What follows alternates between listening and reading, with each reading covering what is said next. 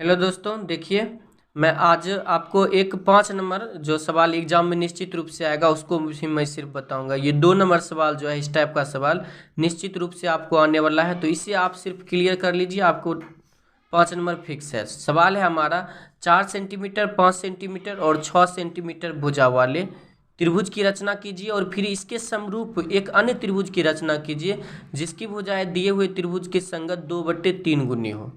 तो इसको सबसे पहले हमें 4, 5, 6 सेंटीमीटर भुजा वाला एक त्रिभुज करना है।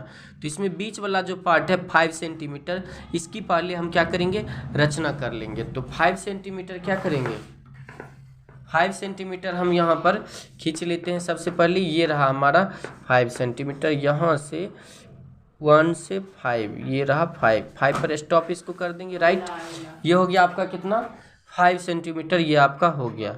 ये आपका कितना हो गया, 5 सेंटीमीटर। इसका नामकरण कर दीजिए, ये हो गया ए, इसको मान लेते हैं ये है आपका बी। अब यहाँ से आप एक प्रकार इस प्रकार से आपके पास होनी चाहिए। इसमें आप पेंसिल भी डाल सकते हैं, पेन भी डाल सकते हैं, जो एडजस्ट हो आप जिससे आप प्रैक्टिस किए हैं। अब 5 सेंटीमीटर हो गया। अब आपका है 5 सेंटीमीटर के बाद 2 भुजा और है आपका, एक है यहाँ पर 4 सेंटीमीटर, एक है 6 सेंटीमीटर। तो 4 सेंटीमीटर और 6 सेंटीमीटर का हम क्या कर लेंगे, चाप काट लेंगे यहाँ पर। तो यहाँ पर चाप हम कैसे काटेंगे, स्केल आपके पास होनी चाहिए। स्केल पर हम माप लेंगे 4 सेंटीमीटर, स्केल का नोक 4 पर रखें और यहाँ पर 4 हम कर लिए। ये 4 सेंटीमीटर का आपके पास ये आ चुका है। अब बी या ए से हम 4 सेंटीमीटर का चाप इस प्रकार से काट देंगे, काट दिए, ये 4 सेंटीमीटर हुआ। अब एक 6 सेंटीमीटर का चाप नापना है। तो यहाँ पर देखिए 6 सेंटीमीटर पर हमने नोक रखा स्केल का और इसको हम 6 सेंटीमीटर पर ये चाप ले लिया। अब इस 6 सेंटीमीटर को हम ए बिंदु पर रख करके नोक को इसको हम कट कर देंगे। तो जहाँ पर कट हुआ है उस पार्ट को हम स्केल से मिला देंगे। तो यहाँ पर आप लोग इस प्रकार से मिला सकते हैं, जैसा कि आप यहाँ पर देख रहे हैं फिगर में, इस प्रकार से आप मिला देंगे इसको। चलिए, तो यहाँ पर हमने मिला लिया।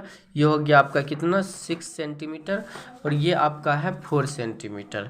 और इस प्रकार से करने के बाद आप ए बिंदु से नीचे क्या करेंगे, एक रेखाखंड डाल देंगे और हमें उसमें कहा था 2/3 गुनी। इसके समरूप त्रिभुज जो करना है 2/3 गुनी। तो जो संख्या बड़ा है, बड़ा संख्या 3 है, तो इसे 3 बराबर भागों में चाप काट लेंगे। 3 बराबर भागों में एक छोटा सा चाप इस टाइप का 3 बराबर भागों में इसे हम काट लेंगे। जितना बड़ा पार्ट रहेगा, 3 रहेगा 3, 5 रहेगा 5, तो उतनी बराबर भागों में हमने इसे काटा। 3 है तो 3 बराबर भागों में हमने इसे काटा। अब क्या करना है, अब यहाँ पर देख रहे हैं नीचे में 3 है, नीचे में कितना है, 3 है। तो 3 वाला पार्ट को लास्ट से मिला देंगे। अगर 5/6 गुनी रहता तो 6 वाला पार्ट को लास्ट से मिलाते। अगर यहाँ ऊपर 3 रहता, नीचे 2 रहता, तो 2 वाला पार्ट को ही लास्ट से मिलाते। ये दोनों की देखिए थोड़ा सा डिफरेंस। अगर नीचे यहाँ पर 3 है तो अभी हम 3 को लास्ट से मिला देंगे, लेकिन अगर नीचे में 2 रहता तो इस 2 वाला पार्ट को लास्ट से मिलाते, तब इसका जो समरूप त्रिभुज बनता वो त्रिभुज के बाहर बनता। लेकिन नीचे में बड़ा संख्या है, तो अब इस 3 वाले पार्ट को इसका नामकरण करेंगे तो ये हो जाएगा A1, ये हो जाएगा A2 और ये हो जाएगा A3। अभी लास्ट वाला पार्ट जो है A3, इस पार्ट को हम यहाँ से ऐसे करके क्या करेंगे, मिला देंगे। तो ये हमें प्राप्त हो गया। अब इसका जो समरूप बनेगा, यहाँ पर ऊपर में 2 है, तो अब इस 2 वाले पार्ट को हम यहाँ से ऐसे करके मिलाना होगा। तो इसके लिए समांतर करने के लिए हमें चाप के माध्यम से समांतर करना होगा। अगर चाप के माध्यम से नहीं आता है तो आप डायरेक्ट यहाँ से यहाँ मिला सकते हैं। रॉन्ग मेथड होगा लेकिन संभवतः सही होगा, और थोड़ा थोड़ा चाप अंदाज से कर लेना है ताकि लगे कि आप सही बनाए हैं। लेकिन मैं एक्यूरेट सही बताऊंगा। अभी आपको यहाँ पर चाप काटना है, इस टाइप से चाप काटना है।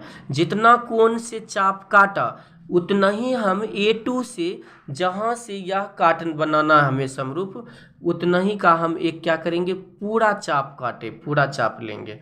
उतना ही का एक पूरा चाप हमको लेना होगा। तो उतना ही का हमने क्या किया, यहाँ से पूरा चाप लिया, इसको हम घुमा दिए, ठीक है। घुमा दिए। अब क्या करना है, इस कोण को माप लेना है। ये कोण की लंबाई जितनी है, इतनी लंबाई है, तो इतनी ही लंबाई की क्या करेंगे, यहाँ से हम इसको कट कर लेंगे। तो यहाँ पर आपका जहाँ पर कट हुआ देख रहे होंगे आप लोग, ये कट वाला बिंदु प्राप्त हुआ, ये बिंदु प्राप्त हुआ और ये बिंदु प्राप्त हुआ। तो ये दोनों बिंदु से होते हुए आगे हम मिला देंगे स्केल की सहायता से। इसे हमने क्या किया, मिला दिया, तो मिल गया ना। अब क्या करेंगे, फिर जिस प्रकार से यहाँ पर हमने किया उसी प्रकार से ऊपर भी एक कोण हम इस बी बिंदु से एक कोण हम ऐसे करेंगे। जितना कोण यहाँ पर डाला उसी प्रकार से आगे हम एक बड़ा सा चाप ले लेंगे इस टाइप से। तो चाप लेने के बाद इस कोण की लेंथ लंबाई माप लेंगे। ये कोण की लंबाई थोड़ा सा इस प्रकार से होगा। तो जितना ये लंबाई हुआ उतना ही हम क्या करेंगे, यहाँ से चाप काट लेंगे। जहाँ पर ये चाप कटा फिर दो बिंदु से उस दोनों बिंदु को होते हुए आगे हम क्या करेंगे, गुजार देंगे। इस टाइप से इसको हम मिला देंगे, ये दोनों को मिलाते हुए। तो इस टाइप से लगभग हमें प्राप्त होगा। तो ये हमारा प्राप्त हो गया। अब नामकरण आप कर सकते हैं। ये बी है तो इसको आप B1 लिख सकते हैं, ये ए है तो इसको आप A1 लिख सकते हैं, और ए बी इसको आप सी नाम दे सकते हैं। तो इस प्रकार से आपको प्राप्त हो गया ABC त्रिभुज, ABC समरूप त्रिभुज A dash A B dash, A dash A1 A B1। तो ये आपका प्राप्त हो चुका है। अब आप यहाँ पर लिख सकते हैं इस सवाल के नीचे रचना के चरण, रचना के चरण, रचना के चरण।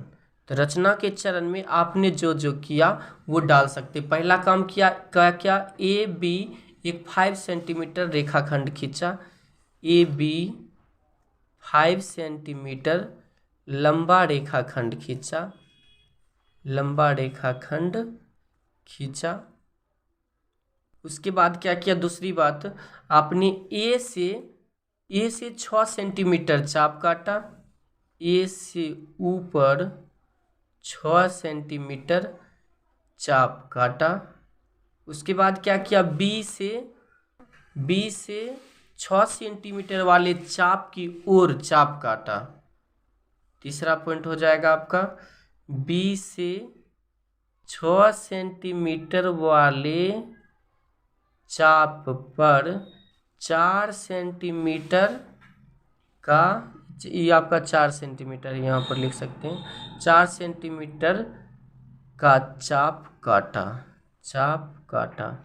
दोनों चाप के कटान बिंदु को मिला दिया।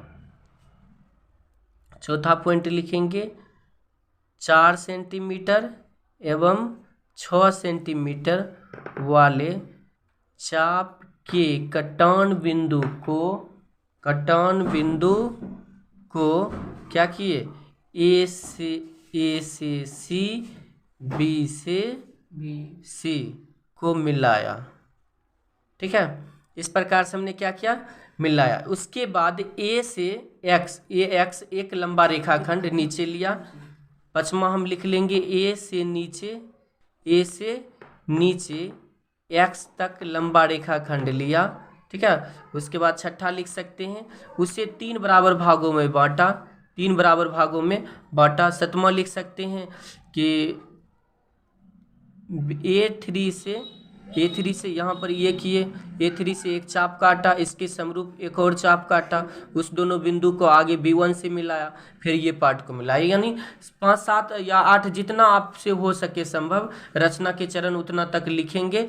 लास्ट में आपको निष्कर्ष, ज़्यादा नहीं करना है, आपको नहीं आता है, जितना आता है उतना संभवतः कीजिए। फिर यहाँ निष्कर्ष लिख दीजिए। निष्कर्ष क्या किए, इस प्रकार से हमें जो प्राप्त हुआ यहाँ पर वो बात लिखेंगे। इस प्रकार से हमें त्रिभुज ABC समरूप त्रिभुज A1 A B1 प्राप्त हुआ, जो समरूप त्रिभुज, जो पहले वाले त्रिभुज के 2/3 गुनी है। तो इस प्रकार से हमने किया, समझ गए। तो ये आपका एग्जाम में आना ही है। आप लोग इसको फिर से एक बार बैक करके देख सकते हैं। वीडियो अच्छा लगे तो आप इसे लाइक कर सब्सक्राइब करें, अपने दोस्तों के साथ शेयर करना ना भूलें। थैंक